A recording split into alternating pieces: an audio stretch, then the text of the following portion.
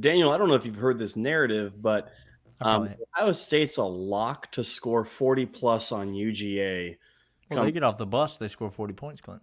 That's what I'm trying to tell you is Coach Day brings with him a beginning of 40 points. It's already assumed in the He game. just carries it in a little satchel. It's brings it right out there. It's weird that he has a satchel instead of a more predominant briefcase or security device to keep those 40 he feels the satchel is sufficient. But they're so easy to come by against Georgia that he is confident a satchel takes care of all of his needs. We're going to talk about why that is the stupidest thing in the entire world here on Locked On Bulldogs. You are Locked On Bulldogs, your daily podcast on the Georgia Bulldogs. Part of the Locked On Podcast Network, your team every day.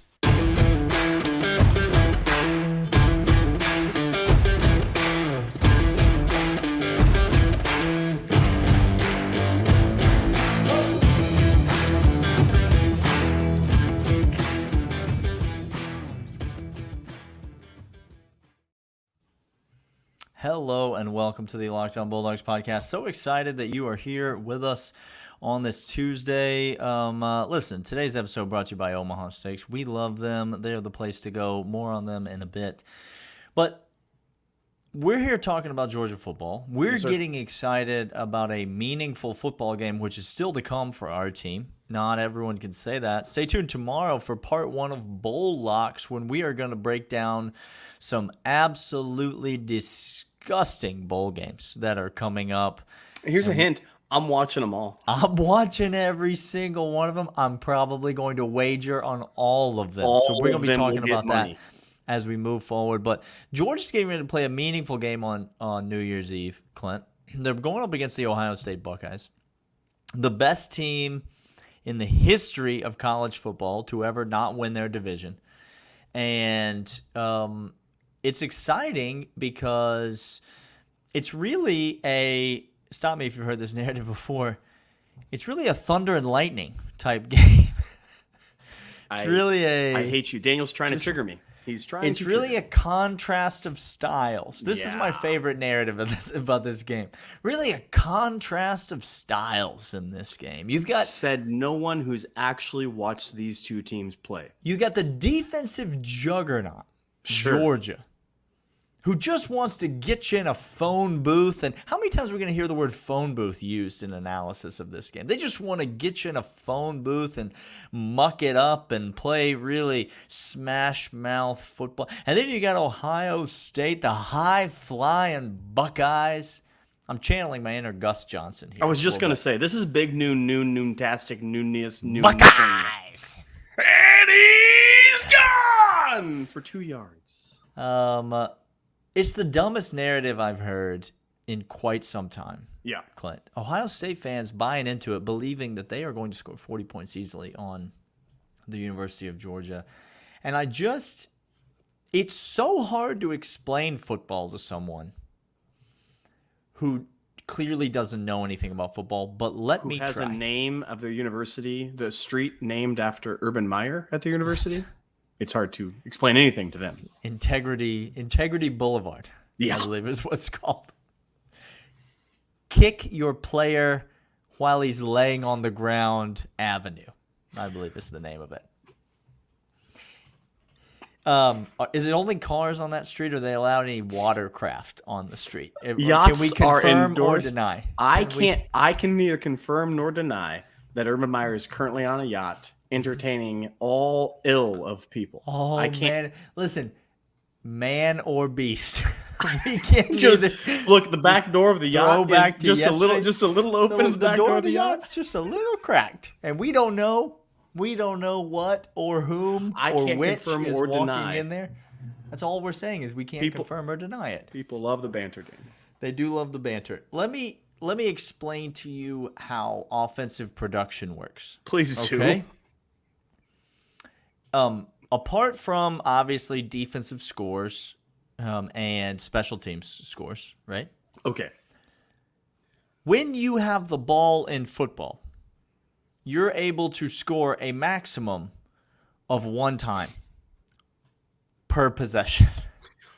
It would take, this is why if you have 2 possession lead, against another team. Yeah, expand on that. And you could keep it from the other team or only allow them one more possession of They the entire literally game. could not overtake you. Thank you. Okay, good. So you can only score one time. It can be 3 points. It could be 6 points. It could be 7 points. It could be 8 points. It could be 8 points. Thank you. I'm here. But it's just the one score per possession. Now, if you look at some interesting numbers, if you just, again, peruse some box scores, you'll notice a lot of 50 burgers on that Ohio State sheet, right? I mean, we're talking They're about the best offense in America. We're talking about they put up 45 against Arkansas State. They put up, well, dang it, Clint, they put up 77 points against Toledo. I wonder if that's skewing the numbers at all. That's interesting. They only played the 12 games, and one of them was against Toledo, where they scored 77. Well, now that's interesting. Anyway, they put up 52 against Wisconsin, Clint, a Big Ten team, Wisconsin. Big 49 against Rutgers, 49 against Michigan State, 54 against Iowa, 44 against Penn State, 56 against Indiana. Do you notice what all these teams have in common that I'm talking about? But that's not what we're even going to get into. We're not even going to get into that today. No, we're not getting into that.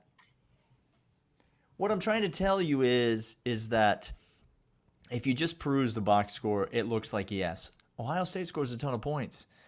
But my first point as to why Ohio State is not going to score 40 points against Georgia, is not going to do it, is because when you look at points per possession or points per drive, Clint, you find that Ohio State is quite good. This is interesting. They're quite good at scoring a lot of points per drive. They're not as good at Georgia at scoring points per drive, because it turns out that Georgia actually scores more per possession than Ohio State does. It doesn't fit my narrative. This season, it does not fit anyone's narrative. And so if you're looking for offensive efficiency, Georgia's the better offensive team in this game. If you're looking for defensive efficiency, Georgia's the better defensive team in this game. That's weird. And so Georgia will take its better offense, control the ball, its better defense, shut down Ohio State's offense, and Ohio State ain't sniffing. Not even getting an Urban Meyer tailpipe whiff of 40 points in this game. You understand what I'm trying to say to you? I do. I hope others don't, but I do. You're exactly right, Daniel. People misunderstand. I'm going to try to make this very simple for you. Okay. Passing the ball in college football is relatively, they do 50-50 balls to put up a high-flying offense that is air raid, whatever you want to call it, is an effective way to score points. Now, against higher caliber teams, Daniel. Uh-huh. And this is where I want to go to next. I want to give the kids a little preview here. Against better talented teams, better coached teams, it's harder to do that against. Okay. And we have the easiest, simplest, straightforward answer and example in the entire world to give you that Georgia has already played this year. Yep. And we're going to talk about that. And also, I'm going to bring a little Northwestern love to you. We're going to talk about the Northwestern University Purple Cats? Oh, them Purple Cats. Yeah. Okay. Daniel, them Purple Cats. But first, I want to let you know about Omaha Steaks. Omaha Steaks is fantastic for this holiday season. If you need to get a gift to any loved ones in your life, get it in the shipping now, because the holiday rush is upon us. It is coming very soon. Get over there to Omaha Steaks. And right now, whether you get air-chilled boneless chicken, delicious. The little split chicken, cut that thing, butterfly that thing, put it in the oven, put some honey drizzle on it, get that seasoning. Yes, sir. It's put a little butter right at the end so it melts right all over it. It's delicious. Why wouldn't you just pan fry it? Wouldn't you just... You Listen, can do that you go too. any number of ways with this. Any number. You could do fillets or ultra juicy burgers. Right now, you get 30% off over with the promo code Locked On. 30% off. Minimum order may be required. All right, Clint, let's wrap this episode up. I'm hungry now after that. And you said pan fried. Let's go. Okay. Listen, we're going to talk about Tennessee, the Tennessee game in the third segment. Let's bump that, You want to talk about Northwestern? I want to talk about Northwestern because here's what everybody says, and it parlays into the Tennessee. Because what people said is the weather when Ohio State played Northwestern The was weather, Clint. You'd never believe this awful. weather. You'd never believe it Now, if I told you. I was here when the game was happening. No, you'd never believe it. It was bad. It was not a hurricane gale force weather. Okay. I walked outside. I was not blown to the side of the street. A little girl could not have been blown over by this wind. The rain was there, sure. I understand that. I get that. It was not horrible. It was bad weather, sure.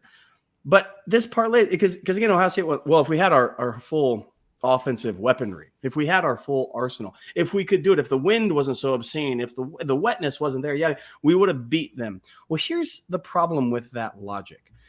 If you're telling me you're an efficient offense, then when I take away your ability to score one way, you would be efficient at scoring in every other possible way. Oh, interesting. Daniel, you would be able to run the football. You'd be able to do, I'm sure a 5, 6, 7 yard pass is still applicable even in the wind. I'm sure tunnel screens and split screens are all still at your arsenal. And yet Ohio State couldn't do anything efficiently. Couldn't, quote, fight in that phone booth against Northwestern, one of the worst teams this year. Daniel? And if you can't out-muscle, outperform, out-scheme, out-block, Georgia got on a couple of games this year and told the entire world and God in front of them, I am going to run up the middle for 20 plays in a row. And do you know what we did? Georgia fans were much chagrined. They hated every moment of this. We still scored. Oh, interesting. We were efficient. Ohio State is not, because they don't have it. Now, again, they want to say, well, we didn't have the threat of pass. Yes, you do. Yes, you did. You could still get your playmakers on the edge. You could still formation. You could still do everything. What you mean to say is you couldn't randomly huck it up on the outside and hope a 50-50 ball comes down. That's what you mean. Now, what happens if Kirby schemes and takes that away from you? Oh, no. And tries to make you one-dimensional? Like he has to every team this year? Every opponent. Make you one-dimensional. Make you beat us one way. Interesting. Now, I want to go back to again, just the foolishness of this narrative. And as you said, Georgia already has the comp. They've already done this. Ohio State is attempting to do something, beat a competent team that they've not done one time this year. Not one time have they done that this year. What about Maryland, Daniel? What about Maryland? Okay. Let me go back to this schedule. I listed off all these games earlier: Arkansas State, Toledo, Wisconsin, Rutgers, Michigan State, Iowa, Indiana. I listed all those games earlier. Do you know what all those games had in common? Yes, go ahead. The opponent in those games put up less than 300 yards of total offense in the game in its entirety. In many cases, Clint, it's down near 200 yards. In some cases, it's less than 200 yards of total offense. Iowa put up 158 against Ohio State. Now, Ohio State fans are going to tell me that they have a very efficient and talented defense. And I'm going to tell them to go watch the Michigan tape again. While they do, I'm going to tell you that these teams that I listed are some of the worst offensive teams in the history of college football. Okay, so just really quick, for framing, for context, Daniel, give me that number of yards that the teams that Ohio State played was below. Give me that number. In every one of those games, it was less than 300 yards per game. I'm going to give you the teams that averaged less than 300 yards for NCAA for the entire year. This is great. Tell us who they are. You ready? Give us the list. Colorado State. Okay. Rutgers. Mike Bobo still coaching down there? He's Is Rutgers on this list? Well, it turns out they are. That's Rutgers, interesting. Colorado. Oh, no. We know Massachusetts. Okay. Iowa. Okay, so now we have two of the worst offenses in all of college football. Okay, so far on the list. And New Mexico. That's the whole list. So we're talking about teams that absolutely could not move the ball, could not sustain drives. And just, give, again, more reference on this list that I didn't mention that's right above this, outside of that, is teams like Arkansas State, who's on the opponent list. On the list. Indiana. On the list. On the list. These are historically bad offenses. Could not move the ball. Could not Michigan get first State, downs. Temple, Wisconsin. They're all there, Clint. They're all there. You don't have to tell me I've watched football before.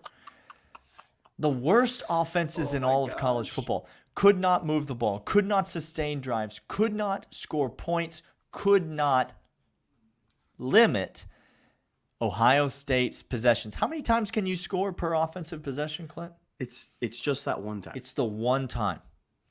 So if you have less possessions, Clint, can you score more points, the same number of points, or less points? It turns out, Daniel, if you don't get the ball to score the points, you can't score as often because it's just the one time. You don't score as many points. So what if the other team goes 3 and out on every possession and punts the football right back to you?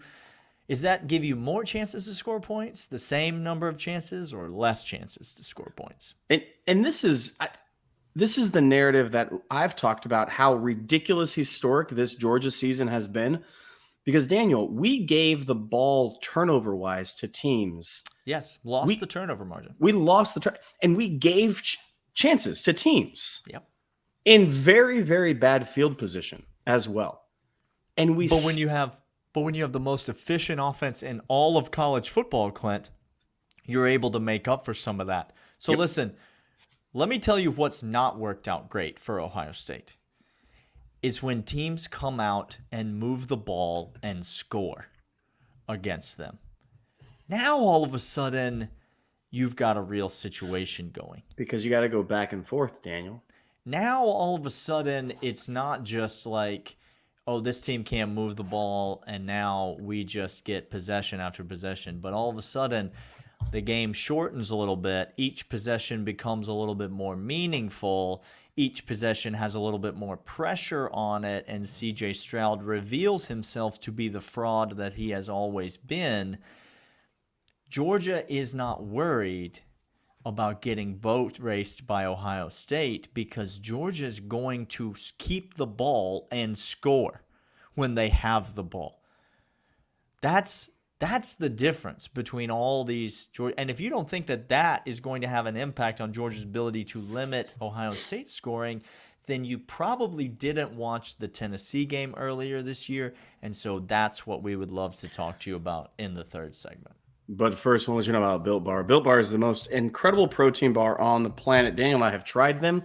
We get them all the time. I steal them from him. I don't think I've stolen anything in the last 10 years of my life except for Daniel's Built Bars that I just said, yep, this is mine now because they're that good. They taste like a candy bar.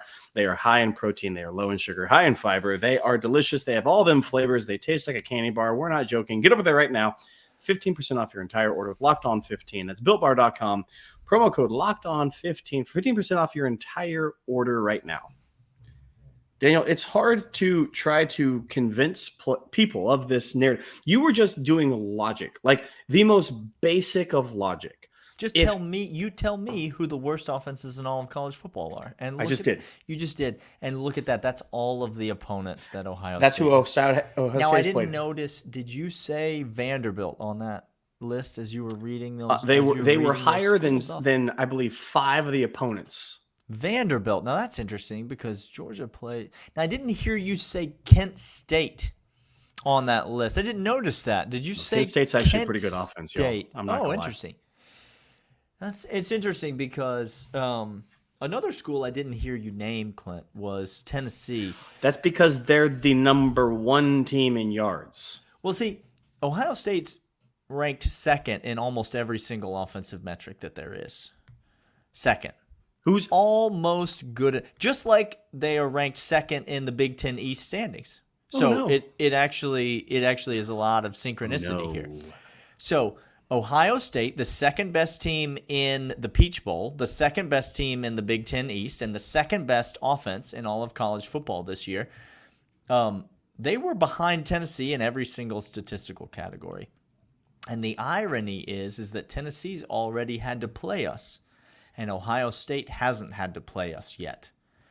And still, they're not ranked ahead of Tennessee. Tennessee's offense is explosive. It is efficient. It is.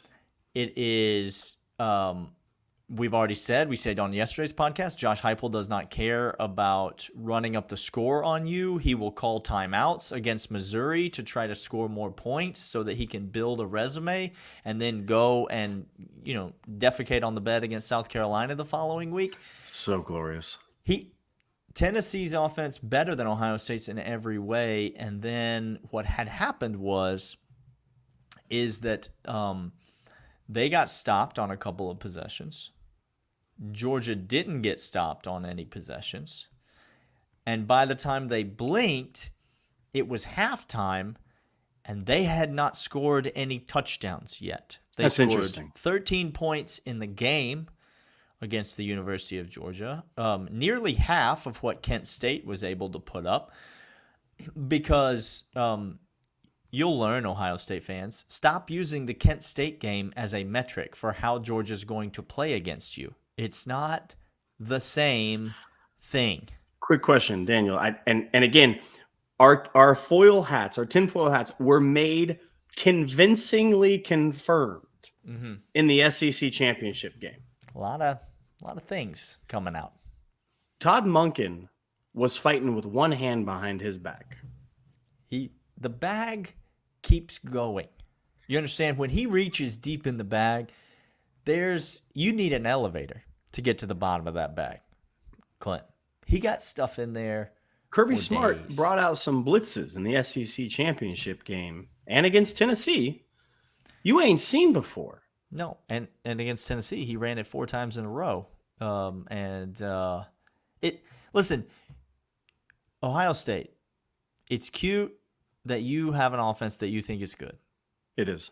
You played against, objectively speaking, some of the worst opponents that anyone at any time has ever played against. The only opponent that you played with a pulse absolutely skull-dragged you at your own house. And now you're going to come to Atlanta, and you think that an inferior to Tennessee offense is going to score 40 points against this University of Georgia team that has had nothing to do for 1 month. Did any defensive players go to New York and sightsee and watch any Broadway shows? Were there a bunch of Was Jalen Carter out there, Clint? Was he out there watching? Even more important, Daniel, I'll wait for you to list all the teams Georgia has given up 40 points to this year. Well, hang on. First, I would have to start by listing the schools that they gave up more than 30 points to. Well, that's interesting. Okay, I finished that list. And so now I'm moving on to the list of schools that they gave up 40 points to. Kirby Smart loves making you one-dimensional. We already said that. Mm-hmm. He's going to take away your one receiving threat that you have. He's going to make you run the ball, and you can't beat Jalen Carter, JDJ, and anybody else. It's to the tune of 40. You might catch a few points here and there. Sure. I'm not doubting I can't that's believe how happen. pathetic Tennessee looked against Georgia. Honestly, I thought they would do better. Thank you. We were so enamored with that game because it was lockdown upon lockdowns. Mm-hmm. It was a boat race, but inverted. We were the one boat racing them. I'm going to think they're going to score some points, but 40, please, y'all. It's like not. That's your best hope. The thing you need to concentrate on, Ohio State fan, is you better just T's and P's to Ryan Day coaching up that defense. Uh-oh. That's what you need, because we are going to out-scheme your defense. Because please just go compare Georgia's offense to Iowa's, to Indiana's, to Michigan State's, Maryland. To I didn't list Maryland. Maryland's below Vanderbilt, by the way. Listen, they're not. Georgia's offense is one of the best, most efficient in all of college football. Everywhere. And in this game, assuming that the turnover margin, which no one can predict, assuming the turnover margin is equal, here's the thing that we know is true about this game. Within one possession, Georgia and Ohio State are going to get the same number of possessions, right? Like you might get the second half kickoff and you might get it to end the first half and get the Gary Danielson special that he talks about every single game of his career. But you're not going to out-possession us by Dan, again, 3, 4, 5 possessions.